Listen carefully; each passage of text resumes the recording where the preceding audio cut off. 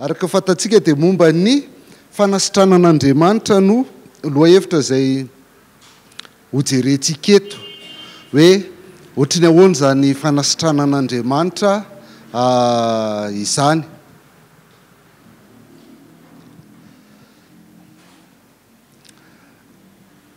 Fiteny malagasy fa fiteny tena mipetraka ho an'ny rehetrarehetra mihitsy fa raha misy ny voalohan-karena dia ny fahasalamana ny voalohan-karena indrindra ho an'ny olona rehetra. Satria jereo tsara ndao jerentsika ny antony fandehan'ilay izy vao mifankahita ny olona anankiroa mifampiaraba dia fahasalamana no anontaniana, manahoana, akory aby, salama, ina koa karakory, mbola tsara, tena miankina ao amin'ny ahoana? Kaizakaiza.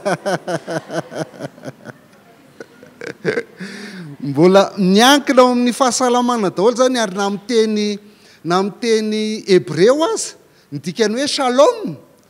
Dikany hoe shalom fiadanana fa tafiditra ao anatiny koa ny fahasalamana. Ny salama sy ny shalom zany mifandray mitovitovy misy ifandraisany ihany le izy ao anatin'izay.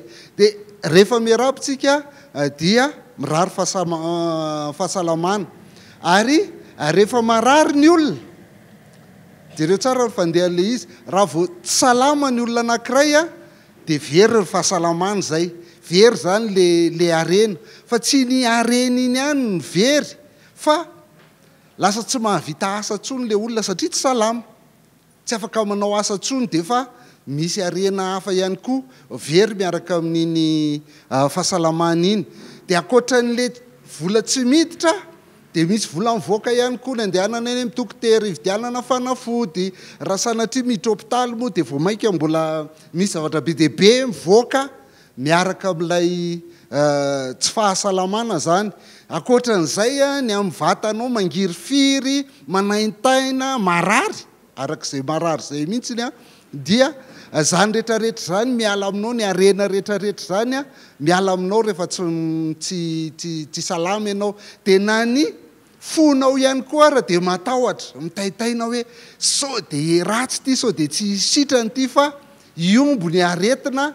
Dia zany rehetrarehetra zany manala n'ilay harena rehetra izay ao anatinao, tsy vola ihany fa na ny fotoana, na ny asa, na ny fiadanam-posiny rehetrarehetra dia miala daholo. Zay ny mahatonga antsika hoe tena very ny harena amin'ny lafiny rehetra rehefa tsy salama ianao. Tonga dia lasa daholo ny harena, ny eo tsy miditra, zay kely ananana mivoaka daholo. Dia zay anisany anankiray ilazana hoe ny fahasalamana no voalohan-karena. Ary na dia olona efa tena mbava ahoana ary marary mafy ihany ngamba efa ho faty mihitsy izy io fa tsy maintsy mbola hoentina any amin'ny dokotera ihany, tsy maintsy mbola hialana nenina ihany. Zay mihitsy le fiteny hoe miala nenina, sao dia sitrana ihany zay mantsy ka anenina ianao hoe tsy mikarakara le olona nefa le olona mety ho sitrana ihany dia tsy maintsy tadiavana zay asalama ny olona rehetrarehetra na dia hitanao ara hoe efa ambava ahoana ny fahafatesana le olona. Ny antony tsinona koa ao anatin'izay dia izao mahafoana ny fisarahana. Tsy natao ho faty tsika olombelona dia rehefa misaraka tsika dia marary foana zany, mafy be foana zany fisarahana vokatry ny fahafatesana zany. Na ny omana ianao na tsy ny omana ianao dia marary foana ny fisarahana, tsy mety mihitsiny. Dia zay no mahatonga ny olona zay tsy maintsy miala nenina foana amin'ny marary zany. Misy tononkira anankiray ity kalmy fahiny, noko fa tsy hainareo tsony fa za dia anisan'ny mpankafy kalmy fahiny zao ohatr'izao lazainy hoe hatrany am-piandohana ozy izy dia nitady iodiaina nefa mandraka androany dia mbola miala maina.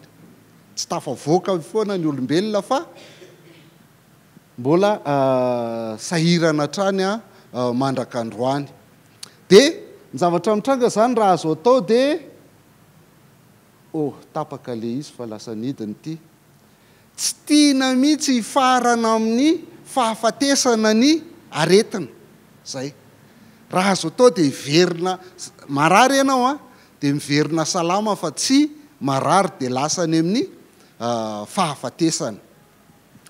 ohatrohatr'izao no mitranga rehefa misy ny aretina amin'ny akapobeany.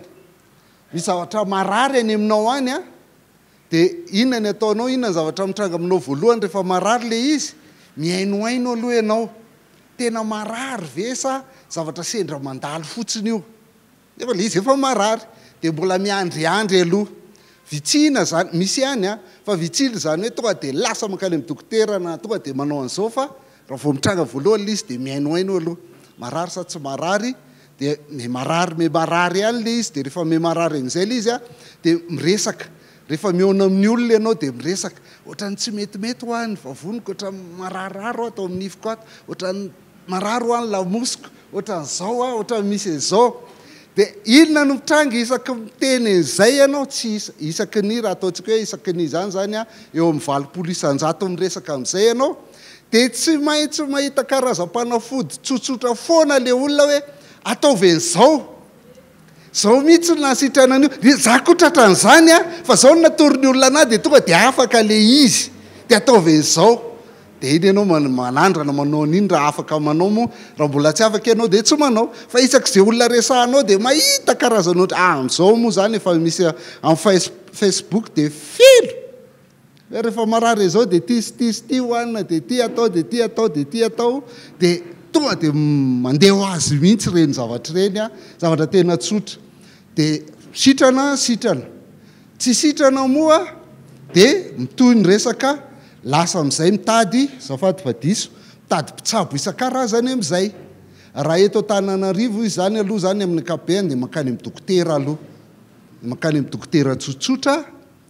Dia rehefa mbola tsy sitrana ihany any amin'ny dokotera dia miakatra amin'izay, na izy mankany amin'ny dokotera izay spesialista, efa zany moa amin'izao fotoan'izao amin'ny ankapobeny dia any amin'ny spesialista no mandeha, na mandeha mankany amin'ny gasy. Fantatsika le hoe mankany amin'ny gasy, dadarabe, zay mpitsabo rehetrarehetra, zay gasigasy rehetrarehetra reny a, na mandeha mankany a, na mankany amin'ny mpivavaka, any mpiandry na ohatr'izany.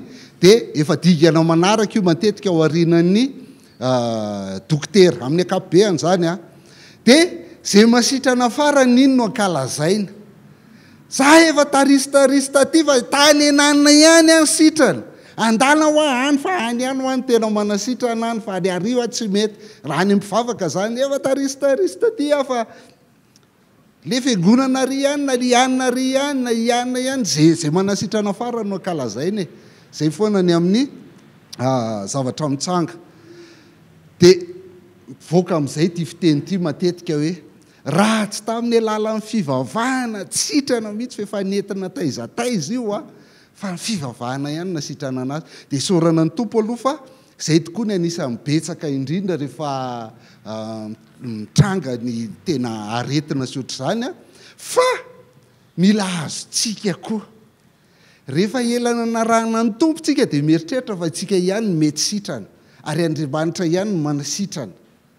Fa aoka ho azotsika tsaina fa misy olona sitrana, na ny amin'ny fanafody gasy, na ny amin'ny tiktakdo, na ny amin'izay olona isan-karazany rehetra tsy fantapantatra zany a, dia misy olona sitrana rehefa avany.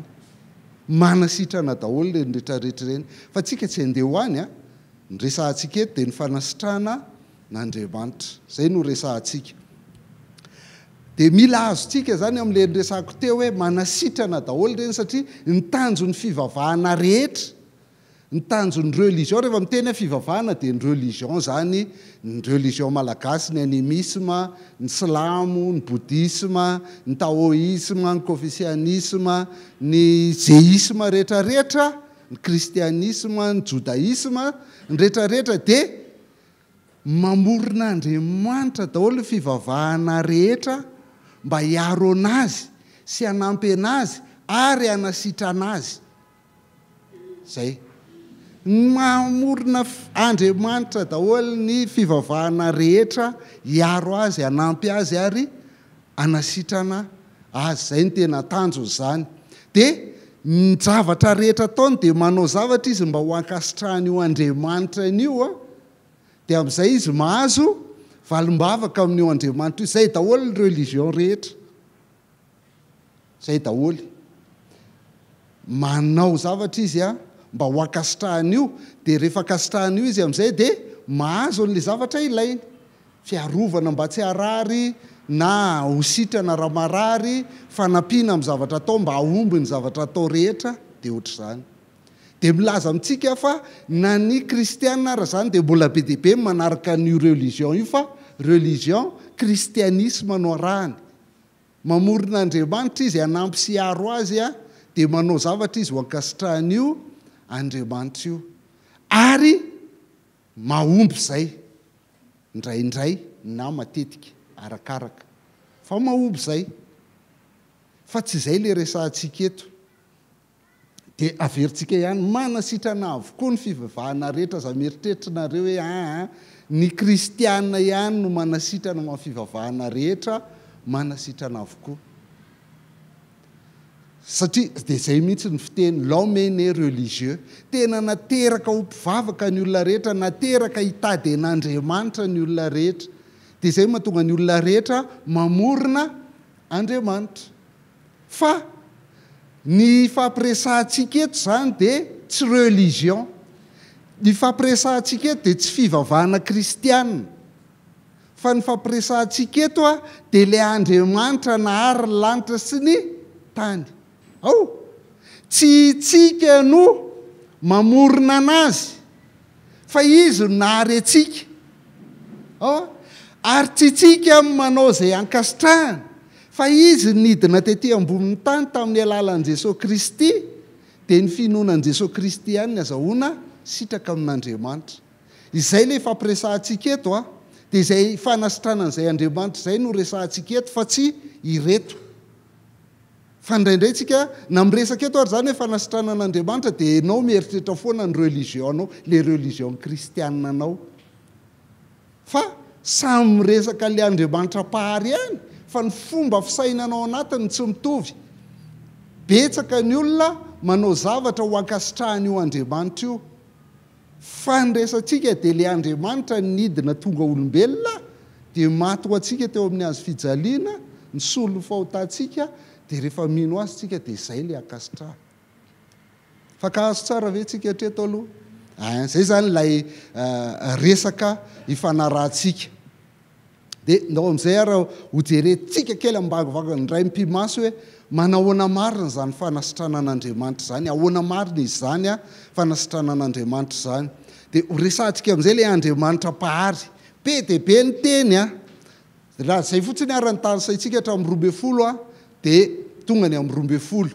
Fa zay tena ngeza ihany no jerentsika. Salamo 7:7 dia miresaka hoe izay mamela ny elokao rehetra ary izay manasitrana ny aretinao rehetra. Izay ilay Andriamanitrantsika, ilay Jehova. Misaorany Jehova ary fanahiko izay rehetra atao anatiko, misaorany anara-masina. Misaorany Jehova ary fanahiko ary aiza mihitsy adinoinao ny fitahiany rehetra. Izay mamela ny elokao rehetra ary izay manasitrana ny aretinao rehetra. Dia mbola mitohy ilay izy.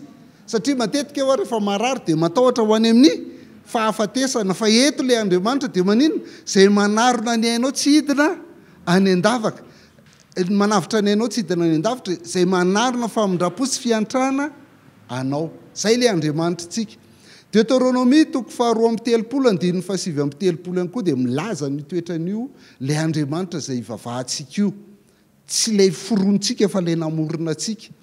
Ozy izy, fataro ankehitriny fa izaho dia izaho no izy, ka tsy misy Andriamanitra eo akaiko.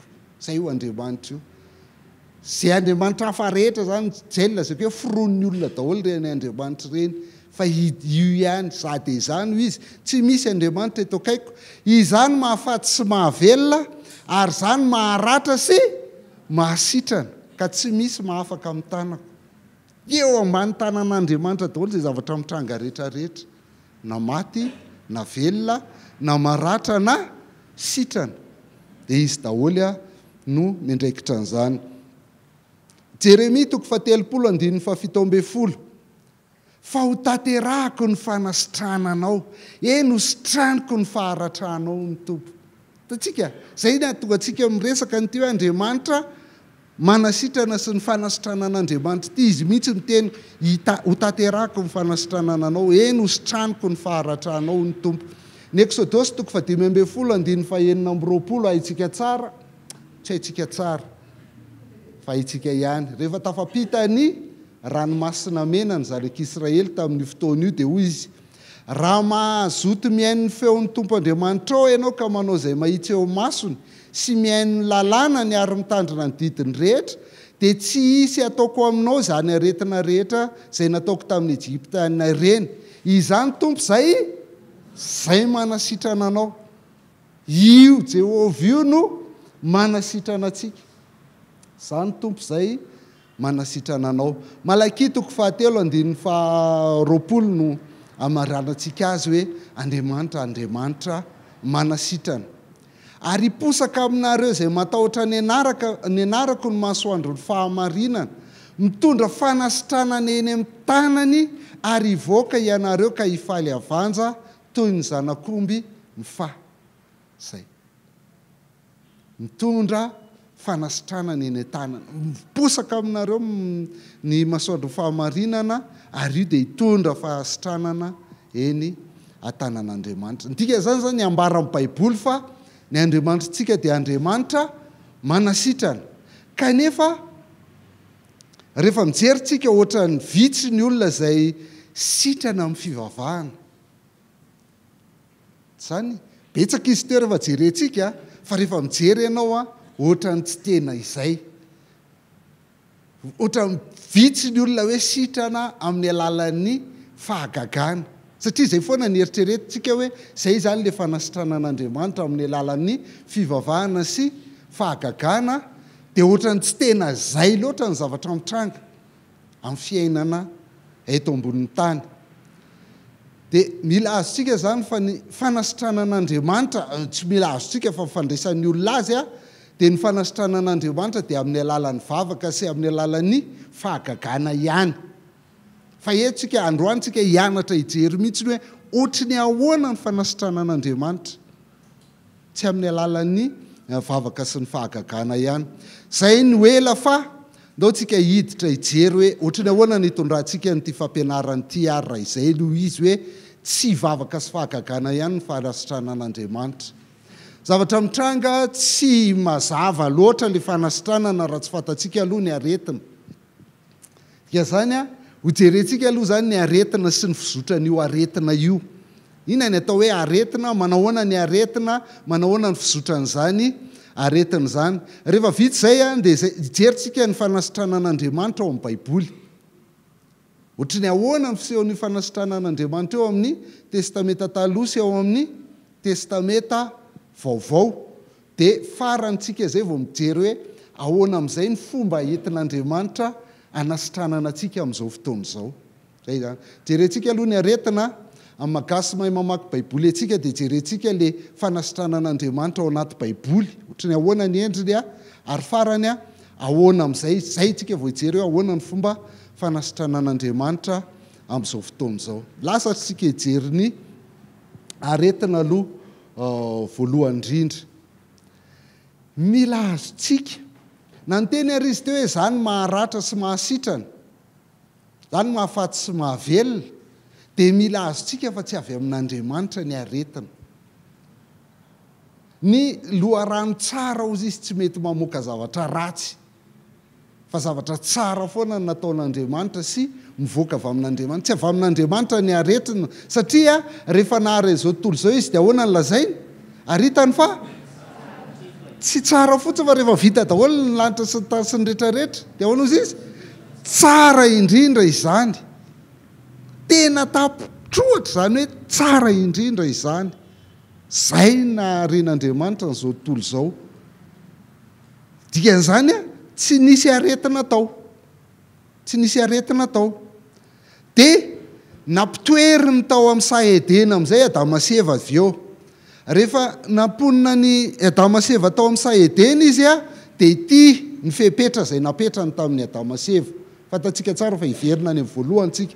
Genesis 2:1-5 sy 7 hoe ary ny Tompo Andriamanitra nandidy ny rahalehilahy hoe ny hazo rehetra ao amin'ny saha dia tena azonao hinanana tsara, fa ny hazo fahalalana ny tsara sy ny ratsy kosa dia aza hinananao fa amin'ny andro izay hinananao avy aminy dia ho faty koa ianao, ho faty koa ianao. Raha am'teny Hebreo nanoratan'ny Mosesy azy le izy dia ohatr'izao no lazainy hoe ho faty dia ho faty mihitsy ianao. Zay le izy, le dika le tokoa zany a, ho faty dia ho faty mihitsy ianao, verindroa le hoe ho faty ao anatin'io. Dia zay zany le vokany. Raha ohatra ka mihinana n'le azo fahalalana ny tsara sy ny ratsy, le vokatra avy amin'le azo ozy izy, avy aminy. Dia ho faty tokoa. Dia inona ny tranga? Nohaniny Adama sy Eva ihany nefa ilay azo fahalalana ny tsara sy ny ratsy a, fa tsy maty avy hatrany izy. Tsy maty avy hatrany izy. Fa inona no ny tranga raha tsy maty izy? Toko 7:10 rehefa avy nihinana n'le azo izy a, dia tonga dia izao no ny tranga taminy. Dia ora lehilahy, nandrehan'ny feonao tao amin'ny saha dia natahotra satria mitanjaka dia niery aho. Io vokatry ny fahotana, ny fihinanana n'ilay azo fahalalana ny tsara sy ny ratsy dia mipotra ny tahotra. Mipotra ny tahotra. Nahafantatra izy fa hoe mitanjaka. Ary dia niafina an'Andriamanitra. Nanomboka teo fisarahana tamin'Andriamanitra, saraka tamin'Andriamanitra ny olona dia nisy ny tahotra. Dia efa hitantsika teo fa matetika rehefa mararitsika dia matahotra foana ny ho faty. Satria iny zany ny fiandohan'ilay fahafatesana. Lay rehefa nahary ny olona koa Andriamanitra dia tsy nahary ny olona ho faty. Fa itsika raha vao misy indray mandeha dia mitohy misy foana. Zay mila azontsika. Vao misy indray mandeha tsika dia mitohy misy foana fa tsy mijanona zany io. Fa maty tsika satria nihinana n'ilay azo fahalalana ny tsara sy ny ratsy Adama sy Eva nisaraka tamin'Andriamanitra dia maty. Zay mahatonga ny fahafatesana maharary foana. Na kristianina raha dia matahotra ihany ho faty, na Jesosy Kristy ara dia niteny ihany hoe esory amiko ty kapoaka ty. Satria tsy natao ho faty tsika olombelona raha naharian'Andriamanitra tsika. Saingy maty tsika noho ny fahotana. Zay le izy. Dia ny fiandohan'le fahotana zany, ny fiandohan'le fahafatesana zany dia nisy le tahotra aloha. Dia rehefa avy eo a, ny fampepanga izy. Tsy zaho izy fa ny vehivavy zay nomenao aho. Dia ozy le vehivavy, tsy zaho fa nomena rano. Dia fampepanga ohatr'izany ny olombelona. Efa endrika ilay fiandohan'le fahafatesana zany. Ary dia voahozina harary. Dia jerentsika amin'izay le hoe voahozina harary. Na tsy maty ary zany dia mivoaka amin'izay le aretina no resahan'Andriamanitra amin'ny 9:12 ka hatramin'ny 7:20 amin'ny Genesis 7 no iresahany an'izay. Ho koa izy tamin'ny raha vehivavy, ataoko be dia be tokoa ny fahorianao indrindra rehefa manananaka ianao. Hitanao? Io le aretina. Ary marary rehefa hiteraka. Dia miomana ry sipakely isa fa marary io a. Fa aza matahotra fa nandalo teo daholo ny olona rehetra. Nandalo teo daholo ny olona rehetra. Any mihitsy ny fiandohan'le aretina. Tsy mbola mipetraka ny fahafatesana fa le aretina efa navoaka an'Andriamanitra. Ataoko be dia be tokoa ny fahorianao indrindra rehefa manananaka ianao, ka amin'ny fahoriana no hiterahanao. Ny vadanao no anteheran'ny fanirianao, iarizy no anapaka anao. Dia ho koa izy tamin'ny Adama, tsy ny vehivavy ihany marary fa satria nihainy ny feo ny vadanao ianao ka nihinananao ny azo izay nandrarako anao hoe aza mihinana avy aminy, dia voahozina ny tany no nataonao, fahoriana no hinananao ny vokatry ny tany amin'ny andro rehetra iainanao. Fahoriana. Io fahoriana foana moa ny ilazany azy. Fa marary. Zany mahatonga antsika ka mamboly io sy miompy amin'izao fotoana izao. Marary ny tanangady. Zaho aloha raha ny tanangady dia vakivaky manana daholo ny tanako e. Fa marary. Fa tsy voatery angady ihany. Fa ninona ataontsika 9:12. Aniry tsilo songosongo ho anao ny tany, ary ny anany eny an-tsaha no hohaninao. Amin'ny atsembohan'ny tavanao no azahoanao hanina mandra-piverinao any amin'ny tany. Io marary. Fo maraina rehefa latsinainy zany ka tsy marary amintsika rehetrarehetra zany. Zay vokatry ny fahotana zany, ary miaritra n'izany daholo ny olombelona rehetra raha tsy zany tsy mihinana. Ka na tsy amboly ary ianao dia miomana fa mihena ny vaza ny moa karaoty hohanina rehefa tsy mamboly ianao dia ho sahirana ihany ny farany. ny tsy moany tavanao ny azahoanao anina mandra-piverinao amin'ny tany fa avy amin'ny tany nanalananao fa vovoka ianao ary iverinao amin'ny vovoka indray dia mipetraka amin'izay rehefa miala rehefa ao aorianan'le aretina dia makany amin'ny fahafatesana efa trany mpiandohany io tsy Andriamanitra nanao an'io fa vokatry ny fahotan'ny olombelona dia misy ny atao hoe fahotana dia misy ny atao hoe fahotana. Ny fahotana voalohany amin'ny teny gasy moa izany tsy misy singulier pluriel. Ny fahotana voalohany dia le péché, lay hota fototra ny sarahan'ny olombelona tamin'ny Andriamanitra. Io le nataony Adama sy Eva iny. Fa misy ny atao hoe le péché avy eo, zany hoe le ataontsika raha vao tena ina fahotana dia efa tsy maintsy zay mandainga mangalatra mijangajanga mamono olona zay foana ny ao an-tsainao. Fa ireny rehetrarehetra ireny le péché ireny vokatry ny fahotana ireny. Fa ny fahotana voalohany ny fisarahana tamin'ilay Andriamanitra dia mamorona Andriamanitra hafa mifanaraka aminao. Zay ny fahotana voalohany. Vokatry izay fahotana izay ny aretina hitantsika eto sy ny fahafatesana.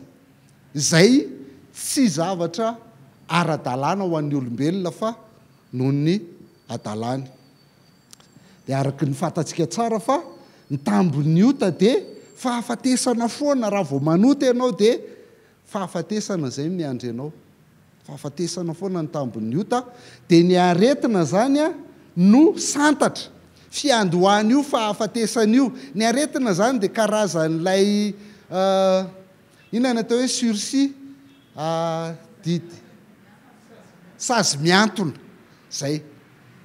Sazy miantona ny aretina efa pirofo hoe efa hoari ianao dia izay hitanareo izay le mahatonga antsika hoe vao marary ianao na marary kely na marary be dia manao ny fomba rehetra hiverenana any amin'ny fahasalamana fa tsy hidinana any amin'ny fahafatesana satria lalana makany ny aretina. Zay mihitsy le izy, lalana makany amin'ny fahafatesana. Ny Romanina 5 dia ovakitsika izy dia jerentsika tsara ny fandehan'ilay izy afahako hitenenako aminao anindriko anao tsara hoe vokatry ny ota ny aretina saingy vokatry ilay le péché le ota fototry Adama le izy fa tsy voatery ny ota le fahotana madinidinika ataonao akory. Romanina 5:12 ary noho izany tahaka ny diran'ny ota tamin'ny alalan'ny olona iray ho amin'izao tontolo izao. Zany hoe raha vao nanoty Adama zany dia niditra tamin'izao tontolo izao ny ota. Zay ny dikan'io. Tahaka ny diran'ny ota tamin'ny alalan'ny olona iray ho amin'izao tontolo izao ary ny ota nidiran'ny fahafatesana. Raha vao manota dia maty. Dia rehefa niditra tao amin'izao tontolo izao ny ota tamin'ny alalan'ny Adama dia niditra tao amin'izao tontolo izao koa ny fahafatesana. Ny ota no nidiran'ny fahafatesana ka nahatonga ny olona rehetra ho tratran'ny fahafatesana satria samy efa nanota izy rehetra. Zay mahatonga ny olombelona rehetra na izy na mpivavaka be ohatry ninona izy na mpivavaka be ohatry ninona dia maty foana ihany.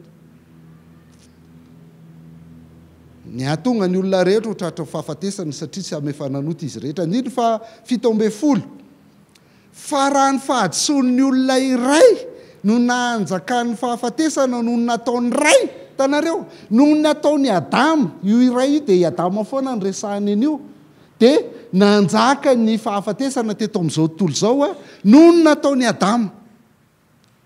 No nataony Adama tsy voatery nataonao fa nataony Adama. Nohony fa raha ny fahadisoan'ny olona ray no nanjakan'ny fahafatesana nataon'ny olona nataony ray maiky izay mahazo ny habeny fahasoavana sy ny fanomezan'ny fahamarinana no anjaka amin'ny fiainana noho ny nataony ray dia Jesosy Kristy. Tia koa ilay Adama faharoa zany Jesosy Kristy. Rehefa nanao zavatra tsara koa Jesosy Kristy dia nahazo fahasoavana sy fahamarinana ho amin'ny fiainana isika. Ka tahaka ny nahatongavan'ny fanamelohana ho an'ny olona rehetra noho ny fahadisoana iray nataony Adama no nahatongavan'ny fanamarinana ho amin'ny fiainana kosa ho an'ny olona rehetra noho ny fahamarinana iray nataony Jesosy Kristy. Zay mitovy izy. Dia eo zany tsika no mijery aiza ianao ao amin'ny Adama ianao sa ao amin'ny Kristy. Fa raha ao amin'ny Adama ianao dia ao amin'ny fahotana ary vokatr'izay dia fahafatesana 9:10 fa tahaka ny narom-panota noho ny tsy fahankatoavan'ny olona iray Adama ny nanota dia lasa mpanota daholo ny olona rehetra fa tahaka ny nanaovana ny maro-mpanota noho ny tsy fahankatoavan'ny olona iray no anaovana ny maro-marina kosa noho ny fahankatoavan'ny iray ohatr'izao ilay izy raha vadiko sary izay rehetrarehetra izao ty Adama dia nanoty Adama atatsika nanoty Adama dia mivokatry ny ota ozy izy dia manino tahaka ny nidiran'ny ota avy tamin'ny alalan'ny olona ray dia nahatratra ny olona rehetra ny fahafatesana dia lasa maty vovoka Adama dia niverina ho vovoka indray fa i Adama nanota dia niara-ny fahafatesana fa tahaka ny diran'izay amin'ny olona iray ozy izy dia nahazo ny olombelona rehetra ny izytsika nahazo ny olombelona rehetra ny fahafatesana izy ny tompotsy kelikely isaky miteraka Adama isaky miteraka Adama teraka ianao dia iny koa teraka mbola hiteraka ny hafa sy ny anina dia tratra an'io fahotan'io daholo ny olona rehetra mpanota daholo izay olona rehetra teraka eto ambon'ity tany ity afa-tsy Jesosy Kristy irery ihany fa Jesosy Kristy kosa indray dia nanao ny marina izy dia izay olona rehetra makao amin'ny Kristy ao amin'ny Kristy ilay olona rehetra ireo avato mpanota no ny findrana ka atao amin'ny Kristy dia nahazo fanamarinana tsy hita tsara ilay hafa sa hita ihany fanamarinana lasa marina ny olona izay ao amin'ny Kristy rehetrarehetra ary dia ny farany dia mahazo fiainana izy fa eto zany ity ilay ara-panaty fa raha mbola velona ity vatantsika ity dia sady atontsika no ato izay no mahatonga antsika tsy maintsy hiara-ny fahafatesana foana fa tsy tapitra eo ny fiainana raha ohatra ka ao amin'ny Kristy tsika fa manana fiainana mandrakizay zay no mahatonga ny kristiana tsy matahotra fahafatesana satria manana fiainana mandrakizay satria izy ao amin'ny Kristy fa raha mbola olombelona miaina eto amin'ity tany ity dia tsy maintsy andalo fahafatesana daholo afa-tsy ny ireo izay tratrany Jesosy Kristy rehefa miverina eny amin'ny raha ao an-lanitra izy engane mba ho itsika izany olona anankiray ihany ny tena hitako tena ny teny hoe zaranga te hanandrana fahafatesana aloha efa azoko antoka angefa tsy maintsy manana fiainana mandrakizay fa tiako mba tiako hita izany fahafatesana izany fa za aloha ohatra ny tiako raha tonga dia miakatra dia verintsika izany hoe ny aretina zany dia sazy miantona ny amin'ny fahafatesana lalana makany amin'ny fahafatesana ka noho izany ny aretina zany dia tsy hoe vokatry ny fisian'ny mikrôba ao amin'ny vatanao fotsiny akory tsy zay ny atao hoe aretina zay izy ho an'ny dokotera izy zay fa ho antsika kristianina tsy le hoe misy mikrôba ao amin'ny vatanao fotsiny na hoe tsy tomombana ny tovanao sasatsasany tsy zay fotsiny ny atao hoe fahafatesana hoe misy tsy tomombana ny tovanao sasatsasany ny aretina zafady ny aretina zany tsy hoe misy tsy fetezana ao amin'ny vatanao tsy zay fotsiny fa ny aretina dia ny mahaolona anao ray manontolo mihitsy ny marary ny mahaolona anao ray manontolo ny fandehany dia zao hoe rehefa marary ny tenanao jereo tsara raha vao marary ny tenanao dia ny ainao mihitsy ny manaintainy azontsika le fiteny metraka any amin'ny haiko mihitsy zany zay dika zany tsy le marary ny tongotra avy aloha ny tongotra iny marary ihany fa ianao marary rehefa marary ny tongotra ary rehefa marary ndray ny ainao misy zavatra nydona mafy taminao marary fonao malahelo ianao matahotra tesitra dia metraika any amin'ny vatanao zany eninao any amin'ny vatanao mihitsy zany hoe matahotra marary foko ohatr' zany zay zavatra anankiroa zay no atao hoe ny aretina ary fahafatesana foana koa mba tiako zay ny atao hoe aretina tsy ny vatanao ihany zany hoe misy mikrôba na inona fa ny tenanao mihitsy ny marary isika mihitsy no marary ary isika marary io zay ny olona mihitsy ny marary ary isika marary io zany dia mandeha makany amin'ny fahafatesana raha ny tena marina noho ny fahotana nataony Adama dia voateraka dia miazakazaka mankany amin'ny fahafatesana fa tsy fantatra fotsiny hoe iza no tonga aloha dia iza ny tonga farany fa samy makany daholo tsika rehetrarehetra io dia na misy arany olona tsy marary fa raha ny marina marary daholo ny olona fa ny sasany tsy fantany hoe marary izy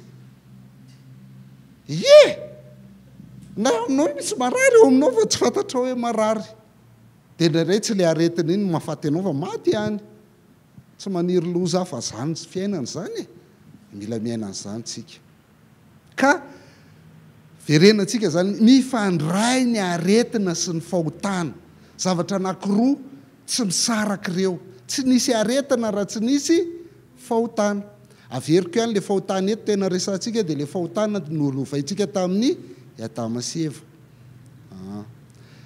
ohatra le lehilahy marary ny paralysisa zany tadidinareo marika toko faharoa marika toko faharoa andininy voalohany ka hatramin'ny roa ambin'ny folo miresaka an'io lehilahy malemy marary paralysisa dia noentin'ny namany Efada tamin'ny brankara dia nampidinina avy eny amin'ny tafitrano satria feno olona ny trano inona nataon'i Jesosy Kristy taminy zay le tantara fa ny andininy fahafolo novakitsika fa mba ho fantatrareo fa ny zanak'olona manana fahefana ety ambony tany amela heloka tanareo fa mela-keloka ny resahany dia hoy izy tamin'le malemy lazaiko aminao mitsangana batao ny fandrinao dia modia ny tranonao dia nitsangana izy ka mibata amin'ny fandriny niaraka tamin'izay ary niala teo anatrehan'ny olona rehetra dia talanjona izy rehetra ka nankalazan'Andriamanitra hoe tsy mbola nahita zay toy izao izahay teo alohan'io Jesosy Kristy rehefa nentina le lahy malemy zany dia inona ny teneny voalohany anaka voavela ny elokao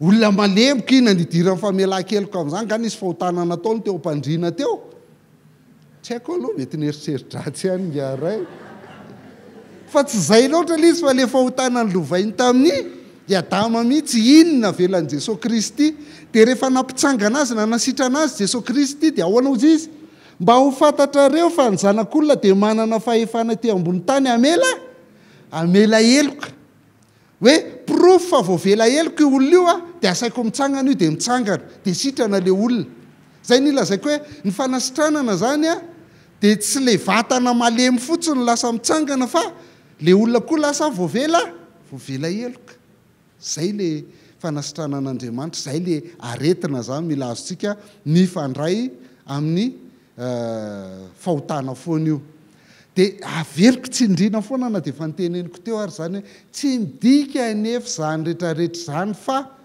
ny aretiko manokana dia vokatry ny fahotako manokana foana mety mitranga zay fa tsy voatery zay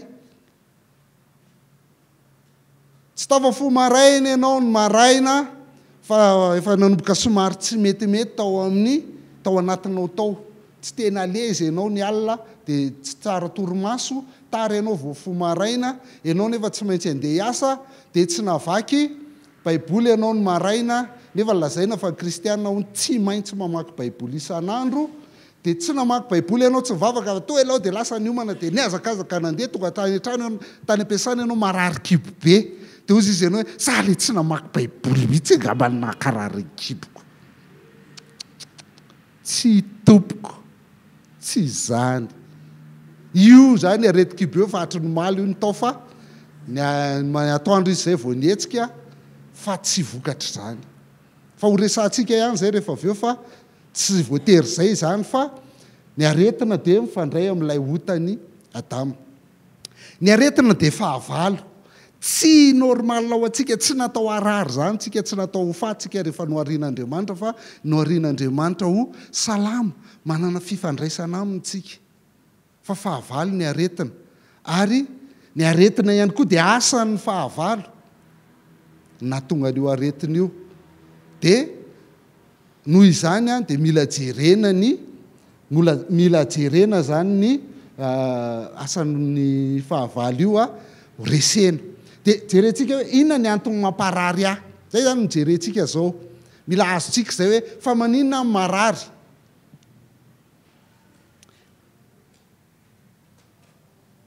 fa matetika nyfanontaniana petratsika dia ity hoe inona ny nataoko tamin'Andriamanitra matoa marary ohatran'izao aho. Fa tsy voatery izay fa mijerentsika zany zao dia hoe inona ny antony mamparary ahy.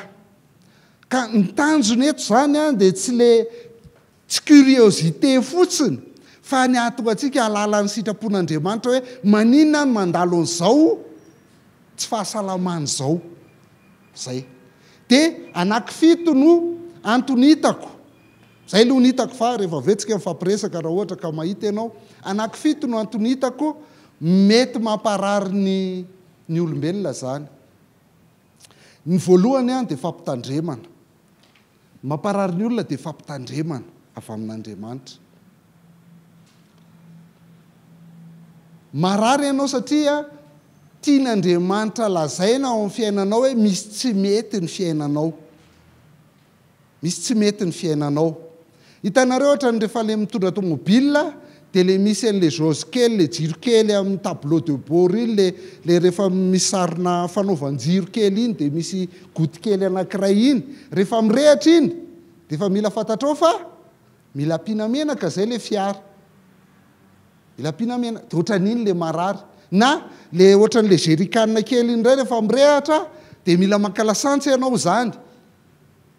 Fa raha tsy rarahinao iny fa mandeha ianao dia ampanina any an-dalana any ianao na ianao lany lasantsy na ianao tsisy menaka dia maina moteranao dia misofo ny moteranao.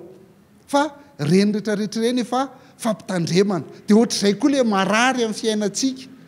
Mahare zavatra marary any anatinantsika any tsika dia efa fampitandremana izay avy amin'Andriamanitra hoe misy tsy mety ny fiainanao.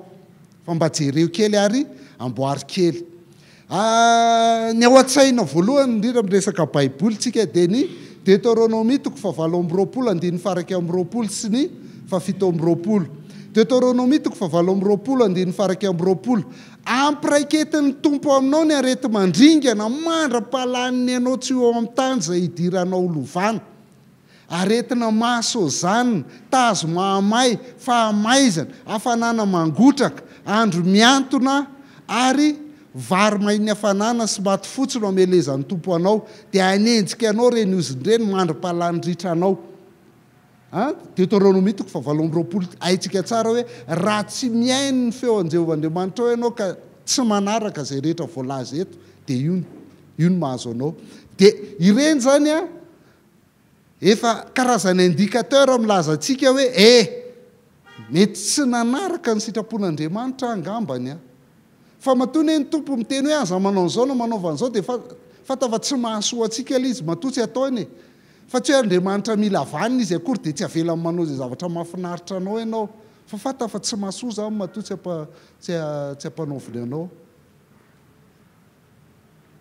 9:20 amelezan'ny tompo anao ny vahen'ny Ejipta sy ny lagaly ary ny atina sy ny azaka izay tsy hahisitranina.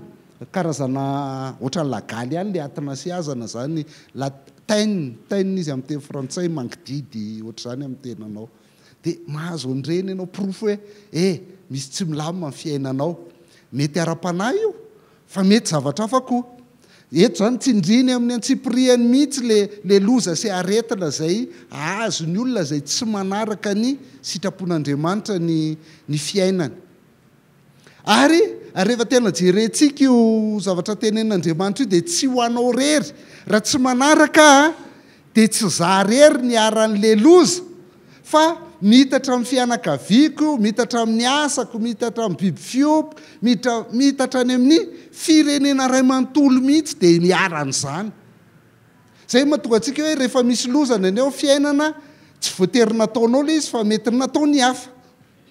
Raha mijery an'ilay accident tamin'ny heritaona ohatr'izao le tany Kazobentsika dia tsy voatery nisy zavatra nataon'ilay olona tao anaty bus be iny fa le chauffeur sy le tompon'ilay tômôbilina ny hoe midira daholo nefa tômôbilina tsy vita entretien dia tratra daholo ny mpiray fiangonana rehetrarehetra. Zany mitranga vokatry ny fahotany ka fampitandremana daholo zay hoe misy tsy mety. misy tsy mety ingeo fiaro io efa ampanina ta izy io fiaro io talohan'le izy a dia mbola tsy rarahina ihany fa hoentina ihany voany aksida zany ny aretina sy zavatra seho an'Andriamanitra. Ny Salamo 2:30 dia hozy hoe be ny fanaintaina ny ratsy fanahy. Rehefa ratsy fanahy ianao tsy dikany hoe ratsy fanahy anaty Baiboly dia tsy miraharaha an'Andriamanitra, tsy miraharaha ny lalàn'Andriamanitra, tsy miraharaha ny momba an'Andriamanitra dia ho be ny fanaintainanao. Satria tsy manaraka n'le fitsipika izay napetraka Andriamanitra eto amin'ity fiainany ity ianao. Fa tsy voatery any amin'izay le hoe tsy mankatoa ny didin'Andriamanitra izay ihany mahatonga an'io aretina io. Fa amin'ny ankapobeny dia mamerina ny olona andiny tena foana ny aretina sy ny fahoriana. Mamerina ny olona andiny tena. Ary io mandeha ho azy ho antsika kristianina. Fa maninona ny tratran'izao dia normal ihany izay. Fa mila azontsika voalohany izany fa noho ny fahotany i Adama sy Eva nahatonga an'io. Fa indraindray koa mety misy zavatra tsy mety nataonao. Ohatra, rehefa marary ianao ity zany le marary an-doha.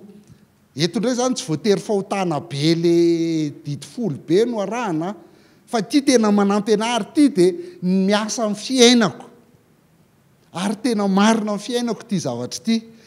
Marary an-doha fa rehefa eto tokoa ny marary an-doha dia tsy ampy torimaso izay. Ndana matory. Aza ny paracetamol ny lerany, izay sy ny paracetamol aloha tsy mpinamana mihitsy e. Tena tsy mpinamana. Raha betsaka, manitatra raha hiteny hoe raha betsaka folo. Fa ngamba tamin'ity taona ity mbola voandre mandeha ihany ny hinana paracetamol tamin'ity taona ity. Fa rehefa marary an-doha ka eto ny marary tsy ampy torimaso izay lasa matory. Rehefa ato ambonimbony ato izy tsy ampy rano azay. Ary miandry rano any amin'ny zanako io fa efa lany ny rano aty anatiko aty izao. Dia rehefa ato aoriana ato ilay izy, oaka izay fa miala teo amin'ny ordinateur teo ianao. Fa vizany ianao. Tena indication tsara ho analo io dia niteny amiko e.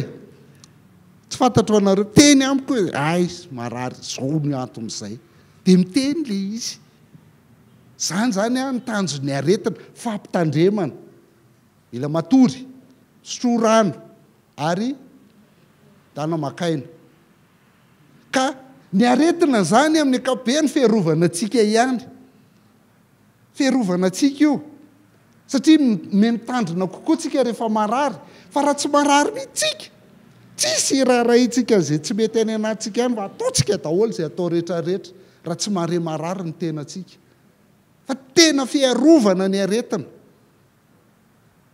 Satria fampitandremana. Filazananao hoe misy tsy mety ny fomba fiainanao.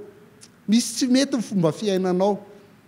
Za zao dia nahita, za tamin'ny taloha nanaovako gasy MMB fa vao nanao gasy MMB tena tsy marary vavonitsony. Fa rehefa nanao gasy MMB dia tsy marary tsony vavoniko fa rehefa mangatsika ny andro tsy mahalevokanina. Tena tsy mihetsika, tena ohatran'ilay niditra tao ihany ny voaka ao rehefa avy eo afaka adiny 4:40 rehefa mangatsika be ny andro. Dia fa tsy maintsy manao mafana zany dia asiana bonde eto. Fa talohan'izay marary vavony zavatra anankiroa ny antony namparary vavony anazy izay efa tao. Za miasa, dia rehefa miasa dia te hanao zavatra tsara foana. Nandraikitra contre ny asako tamin'izay. Te hanao zavatra tsara foana, ary tiako eto tsara foana io compte io. Dia marary vavoniko satria mitaitaina foana hoe sao dia tsy mety ity zavatra ity. Faharoa, ka izaho ity tsy mitsako rehefa misakafo. Tsy mitsako tonga dia za moa tia misakafo be tena tiako be raha sainareo misakafo fa zany tiako indrindra. Ary zay ny rahako amin'ny tompo fa zay sy ny tompo samy tia sakafo.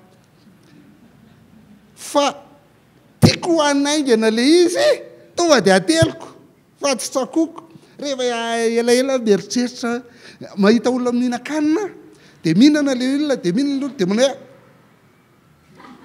tena tsy mety zany. Aza manao an'izany tsako ihany io aloha fa raha mbola mizatra ianao mitelina an'io tsy mety arary ny vavonao dia arary ny kibonao rehetrarehetra.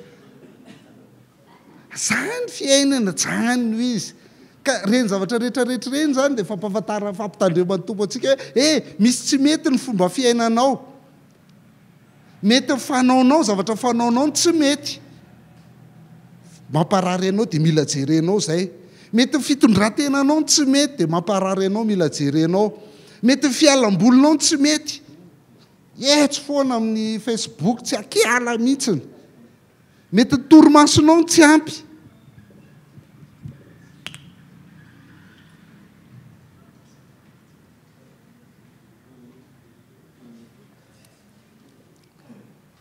akevitra hoe atory am'izay amby 20 alina ianao mbola eo ihany mbola connecté eo ihany de zany mila jerenao daholo na ny fomba fisainanao koa mety misy tsy mety rehefa nylako le asako de tonga am'izay zao fiainako zany tsy izy ataoko afa-tsy mampianatra sy manomana fampianarana de afaka le aretim-bavony tena tsy nararintsony mihitsy 2 taona zay tsy nararintsony satria tena le ato misaiko ato mihitsy no nivoatra hoe amin'le zavatra tiako foana ny ataoko isan'andro zavatra tiako foana ny ataoko de sitrana zany ny antony aretina mety ny fomba fiainanao mihitsy fomba fiainanao mioaona fiainanao andavanandro io misy tsy mety ao mandika lalàna ho an'ny fahasalamanao ianao de zay mahatonga anao tsy salama mety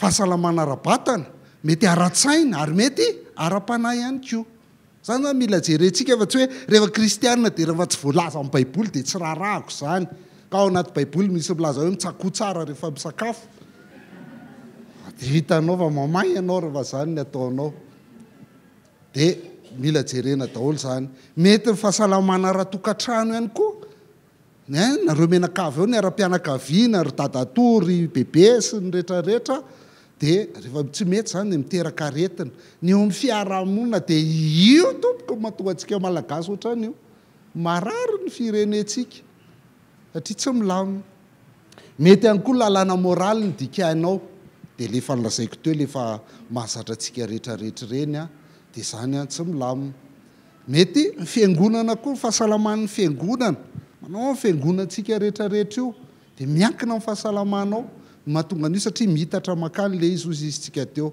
de ny fahasalamana raha toe-karena eto Madagasikara sy ny rehetrarehetra de vokatry ny tsy fahasalamana na ny zavatra tsy mety amin'ny fomba fiainatsika misy fomba fiainatsika tsy mety tam'le nampianatra nianatra momba ny sitrapon'Andriamanitra itsika de natsehoako atsika hoe ohatr'izao ny frantsay ny fomba fiainana verina avany adozy hoe za raha vao tonga ny trano tonga de manao triage d'ordure asiana anankitelo ny fanaripako ato ny maloto sy ny anina de ato ny zavatra le boritra sy anampiasainy re de atso ny tavoagy sy ninona herinandro ihany nanao zay de verina gaz feta ka iza rio ny arinao ataonao inona reo rehefa arinao ny rinao fako rehetrarehetra ihany angamo fakon'olo mizara anankitelo fa le tsika tonga de ry am'izao ordure maloto ery tsy mety tsy tafavoaka de zay mahatonga antsika moramatsika gasy noho izany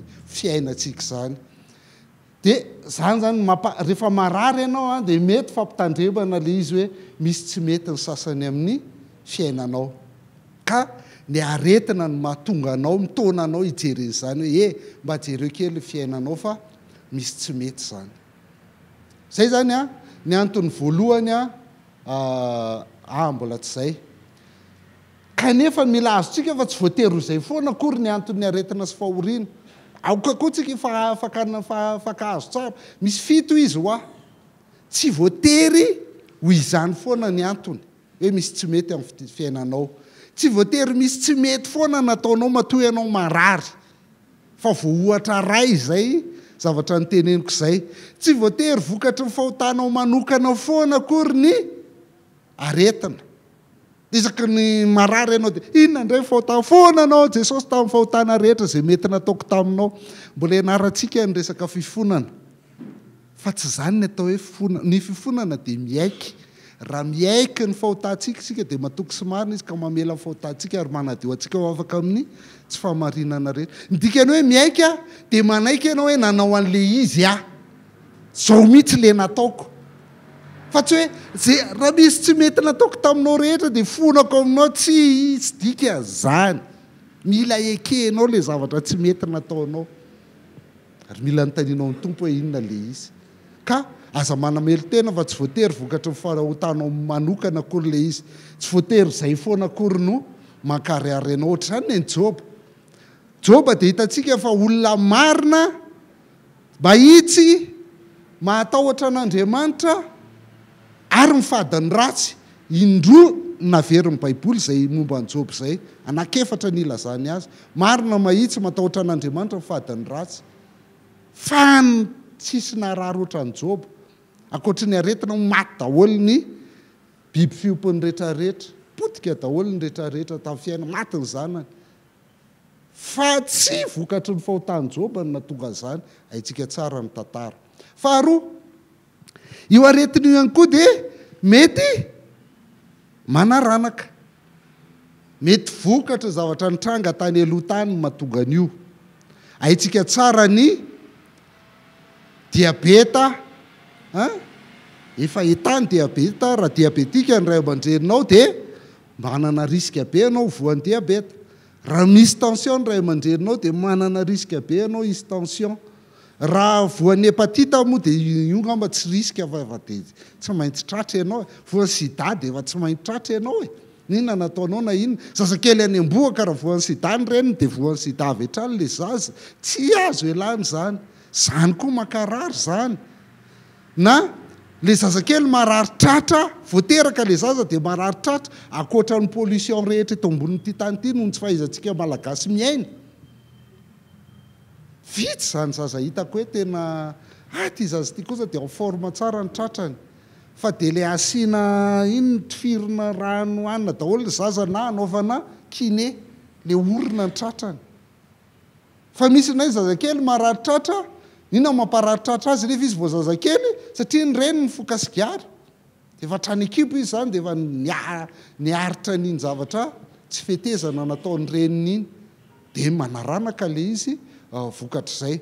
Haitsika tsara ty fa andaontsika hiaraka mankeny efa nijery an'io tsika tamin'ny resaka fitahiana.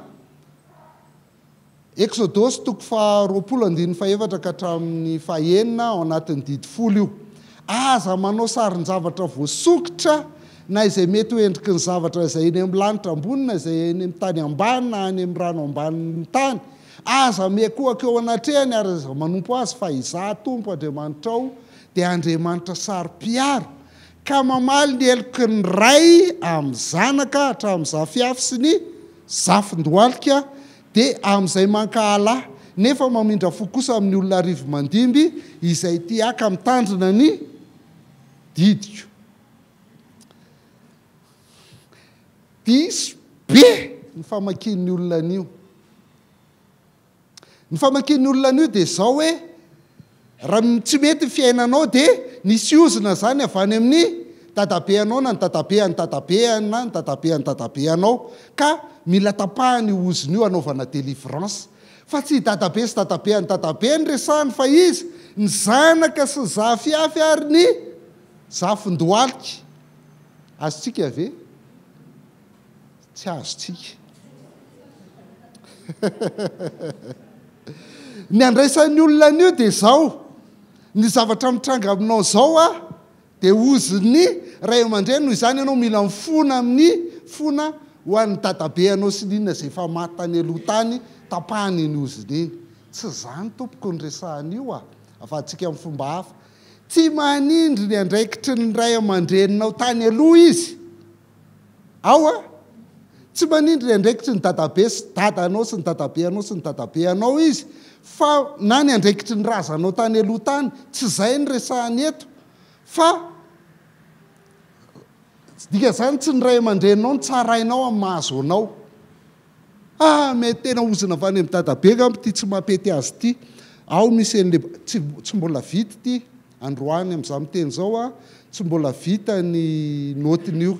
Tena efa mifandrombony izay mainaka fa tsy tratra le izy fa dia fonana amin'ny 1er septembre izy misy eo fa azo matahotra nareo fa tsy mbola vita izy androany fa misy amidy tsy momba fitahiana dia miresaka momba n'izay ozina zay ao amin'ny le polikopy momba fitahiana arivo ny vidiny tsy ny ray aman-dreninao ny tsarainao amin'ny mahazo anao zao fa enao no tiany ampitandremana ny andraikitrao no tiany ampitandremana hoe ny zavatra tsy mety ataonareo io dia izy fetraka eny amin'ny zanakao sy ny zafinao sy ny zafiafinao ary ny zafin-doalikao fa ka azo vetsika ao amin'izay ny olona zany mila tapahako le ozina any amin'ny ray tsy zany io resaka io ny resaka eto dia hoe tandremo ny zavatra ataonao zao fa misy fetraka eny any amin'ny zanakao sy ny zafinao ary ny zafiafinao sy ny zafin-doalikao zay ny resaka eto ny tsy fankatoavanao anio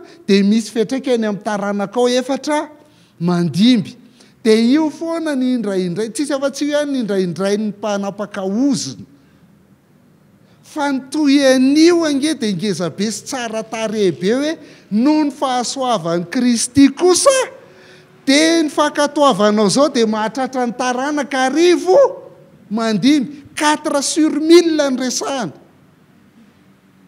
dikany hoe ngeza lavitra ny fahasoavanao amin'ny Kristy fa le 1000 tsy tandrizalafa le efatra ihany ny tany sainy ary io efatra mitsongolika midina ny teren'ny baiboly anazy akariny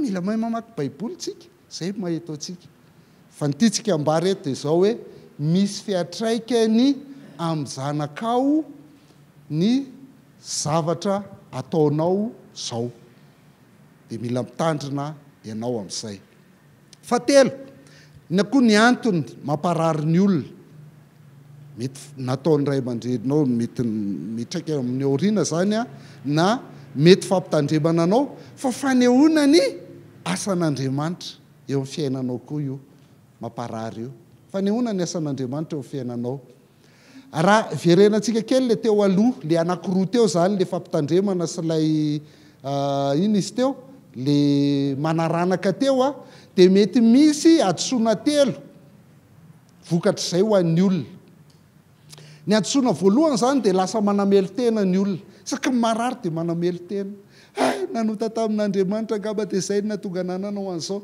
dia fironina daholo izay zavatra tsy rehetrarehetra ngamzalenanao an'izao no natonga an'io ngamzalenanao an'izao no natonga an'io averiko ihany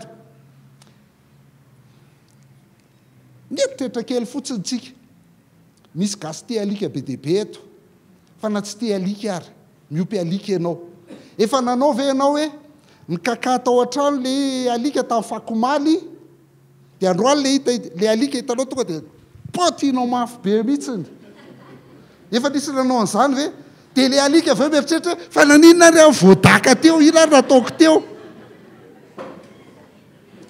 tsika zay ratsy ara tsy manao an'izany amin'ny alika atsika maika fa Andriamanitra tsara ny an-danitra dia hanao an'izany amintsika hoe fahotahanao tamin'ny ray volana androany ianao voabotian'Andriamanitra dia anao manontany ina ara natonga nabedy teo kaba le tamin'ny fakomaly za le tsy nanao an'izao iny angambany fa fantatra foana rehefa bedesina ny olona na ny alika ary rehefa bedesina ohatra hoe kaka teo an-trano izy dia alaina izy dia amporohana an'izy zay voapehana zany ve ny fanaovana azy ry dia fantany amin'izay hoe ino ny antony bedesana azy alika ara atao an'izany ko maika fa olona dia pehanao fotsiny zao le olona dia rehefa avy izy mieritreritra hoe fa naninona ry amin'ny voavely mila azontsika zany noho izany aza dehibe fanamelohan-tena misy fampianaranao momba ny fanamelohan-tena arivo ny vidiny raha te azo momba n'izay ianao faharoa ndray ny olona tsy te ho tompona andraikitra manilika ny zavatra nataony dadanay sy neninay ny natonga an'io marary ianao tsy mahay mihinan-kanina ko hoe dadanay tsy te handiny tena mihitsy ianao amin'ny olana mahazo anao dia ahilika ao any amin'ny hafa foana ny problème anao ny aretinao tady olona aniliana andraikitra foana ianao fahatelo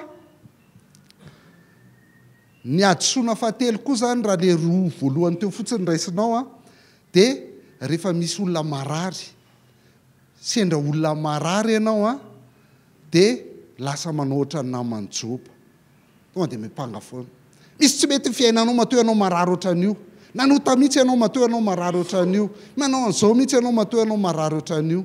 Tena tsy tsara zany ry zareo. Tsy tsara ny fanaovana an'izany. Manameloka le marary avy hatrany.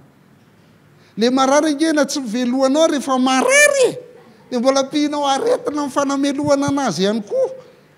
Tsy tsara zany. Ny fahotanao no nahatonga anao tratran'io. Dia jerentsika amin'izay ny Jaona 5 eny ahitana an'ilay fahadisoana anankitelo izay fanaon'ny olona teo aloha, izay mety hadisoana mety ataontsika ihany koa. Hoe tsy voatery le roa teo ihany fa misy fahantelo koa antony mahatonga ny olona ray marary, dia ny Jaona 5. Raha nandalo toerana ray Jesosy dia nahita lehilahy jambatra amin'ny nahaterahany. Ary nanontany azy ny mpianany hoe raby eo, iza moa no nanota? Io lehilahy io ve sa ny ray aman-dreny no dia teraka jamby izy? Tena le teolojiana manjoba mihitsy reto, mbola teolojiany mpianatra reto. Iza ny nanota? Io lehilahy io, izay le fampitandremana voalohany, sa ny ray aman-dreny, izay le manaranaka faharoa ny jerentsika teo? Zay ve ny nanotany dia teraka jamby izy? Dia nyvaliany Jesosy hoe tsy io lehilahy io ny nanota, na ny ray aman-dreniny, fa ny anehoana ny asan'Andriamanitra eo aminy no anton'izao. Anehoana ny asan'Andriamanitra eo aminy no anton'izao. Dia jerentsika tsara ny lôjika raha ohatra olona io ka nahiratra hatrany an-kibon-dreniny, raha nahita io olona io dia tsy nahita an'i Jesosy. So mamino an'izao ve nareo? Tsy hitany hoe mahay manasitrana azy manokana. Mety nahita an'i Jesosy Kristy izy dia niaraka tamin'i Jesosy dia nijery spektakla. Indray misy mazia, io zao misy marary, io zao fasitran'io, masitrana, mahery be ilay mpanao mazia anay. Mety izany fotsiny nandresany an'i Jesosy Kristy. Fa rehefa izy mihitsy niarala izy hoe olona jamby izy hatramin'ny nahaterahany dia nahiratra, dia lasa nahita an'i Jesosy Kristy izy. Ny kilemany zany no nampio anazy tamin'ny tompo. Zavatra pitrango zany amin'ny aretina, tena nentina ampiaonana antsika amin'ny tompo. Afaka nampahiratra azy ny tompo personnellement mihitsy hoe tena manao zavatra ampoka io Jesosy Kristy io. Afaka nampahiratra azy ny tompo, afaka laza ny tompo taminy hoe za le Mesia. Satria jerentsika tsara fa tsy nahafantatra an'i Jesosy Kristy inge io e. 12, hoy ny olona taminy, iza moa zany lehilahy zany? Dia ora lehilahy tsy fantatro. Tsy fantany kory zany Jesosy Kristy zany. Tsy fantatro. Dia avy eo amin'izay 5:30, reny Jesosy fa efa niroahana ho any ivelany raha lehilahy, ka rehefa nahita azy izy dia niteny hoe mino zanak'Andriamanitra ve ianao? Namaly azy raha lehilahy hoe iza moa izy? Tompoko, mba inoko azy? Dia hoy Jesosy taminy, efa nahita azy ianao sady efa izay miresaka aminao no izy. Dia hoy izy, tompoko, mino aho. Esory le koa, sady ny koa ka teo anatrehany izy. Io, mino aho, izay miresaka aminao zao no izy. Lasa nino an'i Jesosy Kristy izy. Lasa nahita ny tompo izy. Lasa afaka niresaka taminy momba anazy ny tompo rehefa avy eo. Tsetsatsera tsy haritra kely fotsiny mandra-panaondralahandry an'ry. Hitanareo hoe izavy moa? Mbappé, Thierry Henry, iza koa reny le hoe gasony. Dia pirofo koa fa gasy Jesosy ary tsy gasy fotsiny fa Betsileo dia satria izy manao va. Fa ny Betsileo ihany no manao va. Sary le rimilay be any Facebook. Ka fiainantsika dia misy fahoriana, misy aretina, misy kilema izay mitranga amin'ny fiainantsika. Tsy le antony natonga an'io zavatra io no mila fantarina. Tsy le antony natonga an'io no mila fantaritsika, fa ny vokany na ny fiantraikany eo amin'ny fiainantsika. Teto zany le tovolahy ty dia tsy fantatra hoe inona ny antony nampateraka jamba azy, fa ny vokany lasa nahita an'i Jesosy Kristy izy. Izay ny zava-dehibe. Dia indraindray eo amin'ny fiainanao tsy ilaina akory mijery hoe inona ny mahatonga anao marary, fa mampaninina anao zany. Mampaninina anao io. Ce ne sont pas les causes qui importent, mais les conséquences.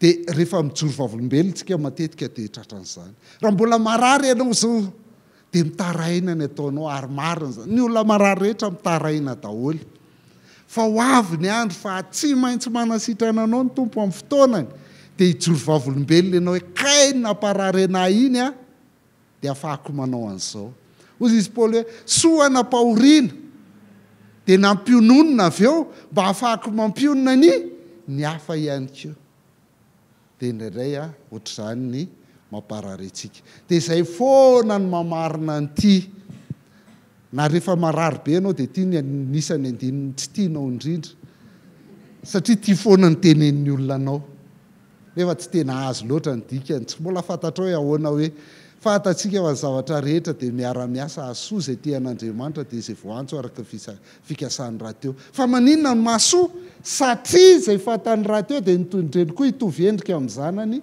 mba ho lamatoa amin'ny rahalahy maro izy zany hoe mahasoa le izy tsy hoe atsaratsara ny fiainanao fa hatonga anao hitovy endrika amin'ny Jesosy Kristy dia rehefa hitovy endrika amin'ny Jesosy Kristy ianao dia mampaheriny hafa ianao avy eo hoe kay izay no nahatonga anahy narary ohatran'iny kay izay no namparary aho ohatran'iny fa efatra izy ity koa dia mifandraika amin'ny fanasan'ny tompo eto somary sarotsarotra satria ny fanasan'ny tompo izay ataontsika matetika efa fombafomba fotsiny fa rehefa mamaky baiboly tsika dia mahita hoe inona ny tena tanjon'Andriamanitra ao anatin'io tia tenenina foana isaky ny andray fanasan'ny tompontsika Korintianina 1:20 andininy 7 ka hatramin'ny 4 Korintianina 1:20 andininy 7 ka hatramin'ny 4 fa efa nandray tamin'ny tompo izay natolotro anareo kosa fa Jesosy tompo tamin'iny alina izay namadiana azy iny dia nandray mofo ary rehefa nisaotra izy dia mivakiny ny mofo ary hoy izy ity ny tenako izay vakina ho anareo zao natao fahatserovanahy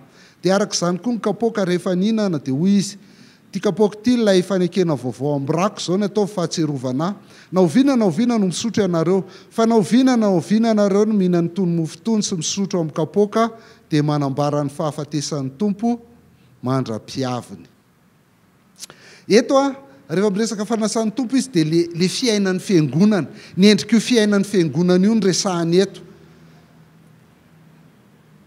ny tiany ambara dia zao hoe ny fandraisana ny fanasan'ny tompo tsy amin'ny fahamendrehana dia isy vokany ratsy eo amin'ny fiainanao raha mandray fanasan'ny tompo ianao nefa tsy mendrika zay lazaina eo amin'ny andininy 17 amin'izao didy zao amin'izao didy ataoko aminareo zao dia tsy mankasitraka anareo atsy akory satria tsy miangona hiatsara ianareo fa hiaratsy misy olona tena zany miangona foana izy fa ny heratsy fa tsy mihatsara ny antony angonana nefa ny angonana dia tokony atonga antsika hiatsara kokoa andininy 7 fa izay rehetra mihinana sy misotro dia mihinana sy misotro fanamelohana ho an-tenany raha tsy mantatra ny tenany tompo izy ilay dikateny fahenina fanitsiana fahenina amin'ny dikateny protestanta no namakiko azy lay amin'ny famakinareo mahazatra tsy sen'io mamantatra ny tena fotsiny lazainy fa ny tena tia lazainao dia hoe mamantatra ny tenany tompo tsy za zany fa ny tenany tompo iza ny tenany tompo lay fiangonana miaraka aminao sy ilay Jesosy Kristy zay ho raisinao mila fantatrao aloha fa raha mandray fanasan'ny tompo ianao nefa tsy manana ny Kristy nao mandray fanasan'ny tompo ianao nefa tsy milamina ny fiarahanao ampino tahaka ny ataony reto dia mihinana sy misotro fanamelohana ianao verenantsika fa izay rehetra mihinana sy misotro dia mihinana sy misotro fanamelohana ho an-tenany raha tsy mamantatra ny tenany tompo izy noho izany dia betsaka ny marary sy marofy aminareo ary efa maro aza ny lodimandry tanareo misy fetrakeny eo amin'ny aretina amin'ny fiainana mihitsy le izy ary mahafaty fa raha mba mamantatra ny tenantsika sika dia tsy mba hotsaraina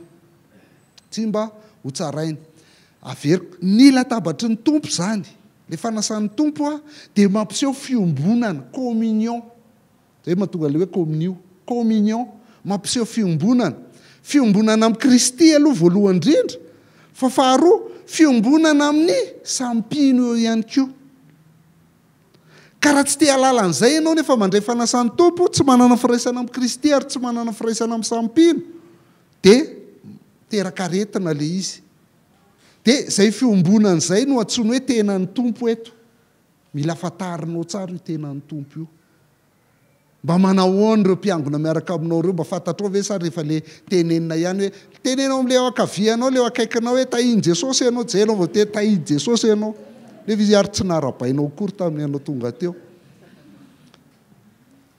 zay tsy zany anefa nitranga tao Korinto tsy isy an'io fiombonana io tao Korinto zay mahatonga an'zareo marary sy marofo ary maty ny sasany tsisy an'io tao Korinto satria ny 9:20 dia Jaol lazainy hoe voalohany indrindra rehefa miangona ao am-piangonana nareo dia reko fa misy fisarahana eo aminareo ary mba misy inoky ihany zany tanareo miala le fiombonana fa fisarahana no mitranga zao moa zany le miangona tsy fitentsony fa lasa mivavaka sisa satria tsisy rarahinao an'ireo mpiara-miangona aminao reo mihitsy fa dia rehefa lahady ianao vao mivavaka dia rehefa tsy afaka niangona ianao tamin'ny lahady izy tsy mivavaka tamin'ny lahady fa kristianina ve ianao no tsy mivavaka ka eto zany misy fisarahana ao amin'ny fiangonana nefa fiombonana no ilaina rehefa fanasan'ny tompo 9:20 ary rehefa mihinana ianareo dia samy homana sakafo ny avy aloha ka ny ray nona ny ray kosa mamo io samy mihinany azy tokantranom-bola avy le fiangonana sasany nona satria tsy manam-bola sasany mamo satria be loatra ny divay laniny moa tsy manana trano hinanana sy sotroana ve ianareo sa manao tsinitsinina amin'ny fiangonan'Andriamanitra ka mame enatra tsy manana inona ny lazaiko aminareo ankasitraka anareo va tsy ankasitraka anareo amin'izany tsy mety zany fiombonana zany ary zay makarary anareo izy Paoly fa zany koa mety mamparary fiangonantsika tsirairay avy sy makarary antsika tsy mandinika ny tenany tompo isika alohan'ny andraisana ny fanasan'ny tompo fa tsy hoe akory hoe za tena tsy mendrika dia tsy hinana fa ho an'ny tsy mendrika mihitsy io saingy ho an'ny olona zay manana firaisana amin'ny mpiara-miangona aminy fa tsy samy mikepoka ny zay ananany akory dia io mahatonga le izy vokatra io dia lasa natao kely plitika ohatran'iny le fanasan'ny tompo fa normalement io mofo oatra mofo rehetra ary divay oatra divay rehetra rehefa misaratsaraka zany ny tena dia miteraka aretina foana zay na ny tenany tompo misaratsaraka dia miteraka aretina fa mba eritrereto hoe misaratsaraka ny tenanao hoe tananao mipitika ary dia ny lohanao mipitika ary dia ny tongotrao mipitika ary dia hitanao tsara hoe marary zany sa tsy marary fa ohatr'izany ny ataontsika amin'ny tenan'ny Kristy dia izay nolazay noho izany dia betsaka amin'ny marary sy marofo eo aminareo ary efa maro aza ny nodimandry satria misaraka nareo dia tiako ny lazainy mbola fanasan'ny tompo ihany ny resahany Luka 7:20 sy 7:20 ary amin'izany ianareo dia laza hoe nihinana sy nisotro teo anatrehanao izahay ary nampianatra teny dalabe anay ianao fa izy teny aminareo hoe tsy fantatro na avitaiza ianareo mela amiko ianareo rehetra mpanao eloka tsy fantatro ny tompo na dia nihinana ny fanasan'ny tompo ary ianao satria ianao tsy te halala ny tompo sy tsy te halala ny mpiara-miangona aminao dia izay mahatonga amin'ny Paoly nanao tsoakevitra eto hoe 9:30 hoe raha mba mamantatra ny tenantsika sika dia tsy ho tsaraina fa raha tsaraina sika dia ahitsy ny tompo mba tsy hoelohana miaraka amin'ny zao tontolo izao ny aretina sy ny tsy fahasalaman'ny mpino zany dia karazana fampitandremana ho amin'ny fiombonana ny fiombonantsika hoe mamparary so dia tsy manana fiombonana itsika reto mamparary ka tsy ho an'le marary ihany io ny fampitandremana io le tamin'ny voalohany tsy ho an'le marary ihany fa eto tsy ho an'le marary ihany fa ho an'ny fiangonana ray manontolo mihitsiny rehefa misy marary ao dia ny fiangonana mila mieritreritra hoe so dia tsy miombona tsara tsika dia ny teny fitsarana Paoly teo fa tsy fitsarana fotsiny io fa fitiavana ihany koa fitiavana amin'ny fiangonana mahatonga an'Andriamanitra manao an'izany zavatra izany mba hahatonga ny fiangonana hifankaty ihany koa rehefa avy eo jerentsika ny ity Jakoby ity ahitantsika hoe misy marary anankiray ao am-piangonana dia inona ny tokony atao fa maninona izy miteny an'izany Jakoba satria misy tsy fiombonana ao am-piangonana mahatonga an'io Jakoba 5:17-19 misy azo pahoriana avy eo aminareo aoka izy hivavaka misy faly va aoka izy hira fiderana misy marary vao aminareo aoka izy apaka ny lolo fiangonana ary aoka anositra diloilo azy amin'ny anaran'ny tompo ireo sady hivavaka ho azy ny vavaka atao amin'ny finoana dia hamonjy ilay marary fa ny tompo anangana azy ary raha nanota izy dia avela ny eliny koa mifaneke elika ianareo ary mifampivavah mba ho sitrana. Eto izy zany miresaka vavaka avery foany re vavaka ireny marary dia vavaka ho azy io vavaka miresaka fanasitranana izy ho sitrana miresaka famelan-keloka koa nefa izy satria misy fandraisany ireo zavatra anankiroa ireo rehefa mikorotana misaratsara ka mifiangonana dia misy aretana dia ozy hoe mifamela mifampivavah ianareo mba ho sitrana mifaneke elika ianareo dika zany tsy ho an'le marary ihany zany ny olana eto fa ho an'ny fiangonana ray manontolo mihitsy no ilaina mba hasitrana mba hatonga fanasitranana ka izy io zany dia mety fampitandremana mety manaranaka fa telo mety anehoana ny asan'Andriamanitra amin'ny fiainantsika fa faefatra mety mifandraika amin'ny fanasan'ny tompo koa io fa dimy mety fizahan-toetra koa io fizahan-toetra zany hoe tsisy fandraisany amin'ny fahotana mihitsy fa ny tompo fotsiny te hizahan-toetra anao. Jakoba ihany toko 1:2-7 ozy izy rahalahiko atao fifaliana avokoa na dia rehefa hiaran'ny fizahan-toetra samihafa azy nareo na dia rehefa hiaran'ny fizahan-toetra samihafa azy nareo dia atao fifaliana avokoa zany falia satria ny fizahan-toetra ny finoanareo dia mahatonga faharetana ary eo ka ny faharetana isy asa tanteraka mba ho tanteraka sy tonga ohatra ianareo ka tsy isy tsy ampina amin'inona na amin'inona zay dia atao faly rehefa marary ianao satria ao anatin'ny aretana zany ny fizahan-toetra satria manana faharetana ianao amin'iny marary iny dia rehefa manana faharetana ianao dia lasa tonga ohatra dia tsy isy tsy ampina amin'inona na inona fa manana ny zavatra rehetra ianao amin'izay. Fomba hafa ny ilazan'ny Paoly azy eo amin'ny Romanina 5:7-8 hoe tsy zany ihany anefa fa mirehare koa isika na dia amin'ny fahoriana satria fatatsika fa ny fahoriana mahatonga faharetana verina foana le faharetana na marary ianao zany le fahoriana dia mba hanananao faharetana ny tanjony fa rehefa atao inona faharetana ny faharetana ozy izy dia mahatonga fahatsara-panahy vao zahan-toetra lasa tsara-panahy ianao ary fa le fahatsara-panahy io tsy sendra nandalo fa efa voasedra dia fahatsara-panahy vao zahan-toetra mahatonga fanantenana zay ny antony aretina zay mitranga amintsika zany hoe tsy voatery misy resaka ota mihitsy eto fa mba hampiorina atsika mba hananantsika faharetana dia zay ny antony mamparary atsika hitantsika zany ohatra amin'ny tantaran'ny Joba dia Joba tsy nanota mihitsiny fa nilazainy Joba hoe olona marina mahitsy matahotra an'Andriamanitra amin'ny fadiny ratsy fa dia niarany aretina sy ny fahoriana isan-karazany izy niarany fizahan-toetra mamay izy dia nanontany izy fa maninona ny tratran'izao inona ny anton'izao satria tsy fantatra dia manontany inona ny anton'izao dia Andriamanitra tsy niteny anazy hoe io nke dia fianay Satana inona navalin'Andriamanitra azy dia namany moa ny ampangazy hoe fahotana io ozy izy za tsy nanota zany tsy fahotana ny mahatonga an'io raha fa inona dia tsy nampiotsina azy mihitsy le fampangan'ny namany fa farany fatany ihany le izy hoe tsy noho ny fahotako io fa fizahan-toetra izay nataon'Andriamanitra ho anahy. Fahenina dia indraindray koa izy io vokatry ny fiarahana amin'ny tompo mamparary ety miaraka amin'ny tompo ty ry zareo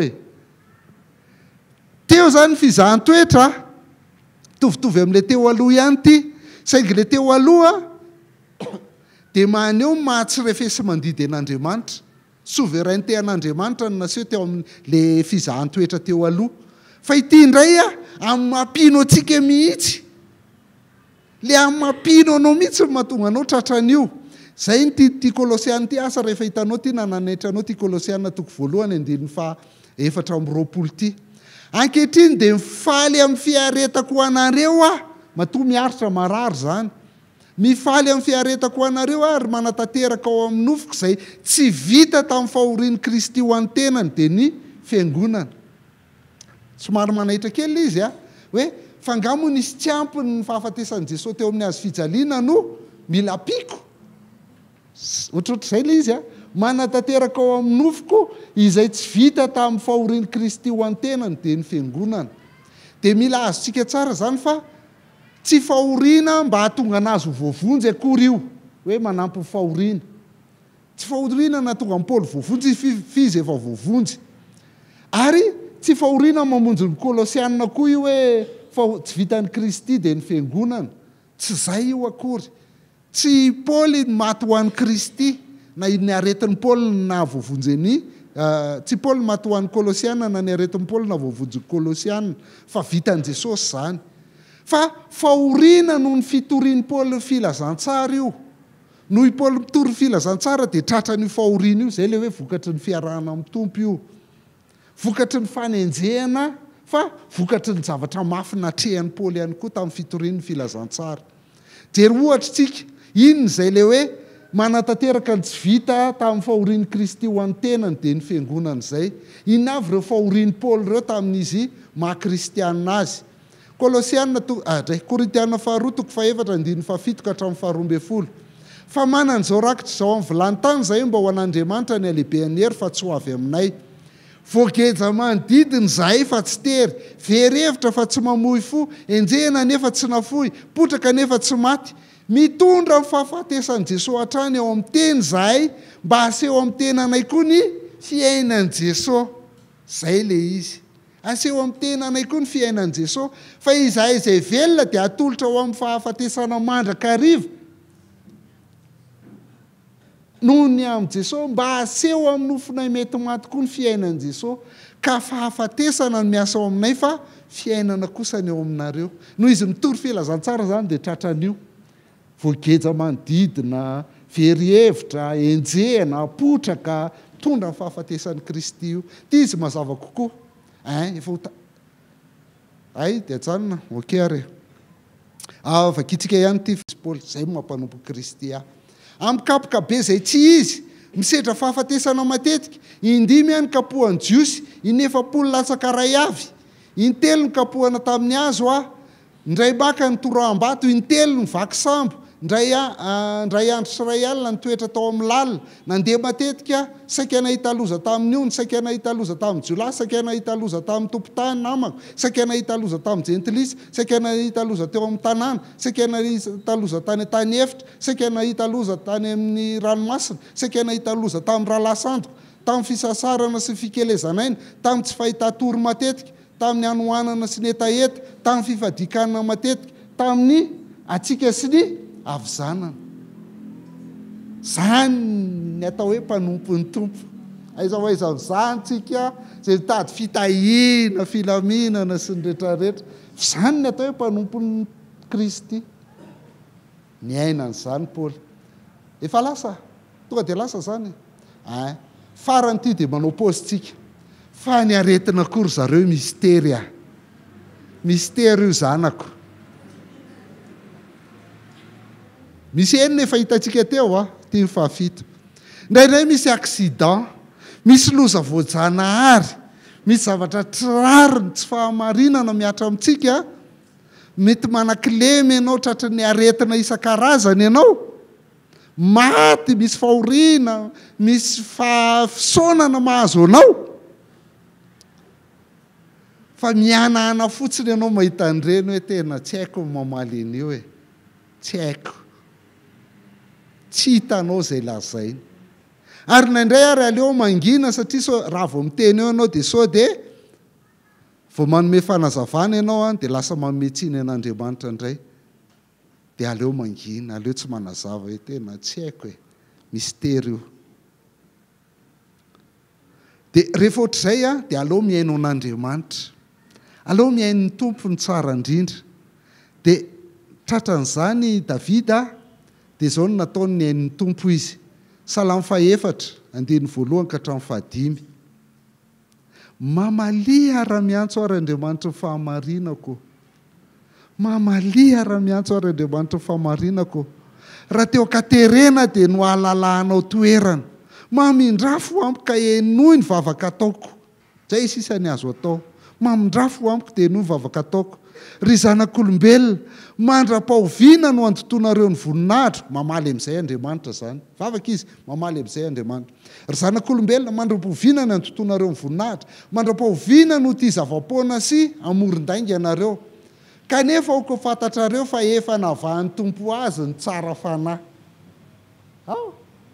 na tsy fantatrao ary le izy dia fantaritra fotsiny fa efa navahan'ny tompo azy ny tsara fanahy ny tompo mihaino rehefa miantso azy tezera fa aza manota mieritrerety eo mpandrinanareo dia aoka angina manolora fanatitra ampahamarinana ary matoki ny tompo zay fotsiny tsy fantatrao zany matoki fotsiny anahy ianao zany mitondra mibolina fa efa navahako ianao ka Andriamanitra matetika tsy mamaly ny zavatra tiantsika ho fantarina rehetra tsy mamaly an'izany ary tsy voatery mamaly an'izany izy zay mahatonga amin'ny Paoly miteny eo amin'ny Korintianina 7:12 Paoly tena nahita ny tompo niakatra tany amin'ny lanitra fahatelo mihitsy niona tamin'ny tompo fa zao ny tenin'ny Paoly ankehitriny isika amin'ny fitaratra ka tsy mahita tsara fa manjavozavo fa rahatrizay dia ahita amin'ny fanatrika ankehitriny sombitsombony ihany ny fantatro fa rahatrizay dia ho fantatro tsara toy ny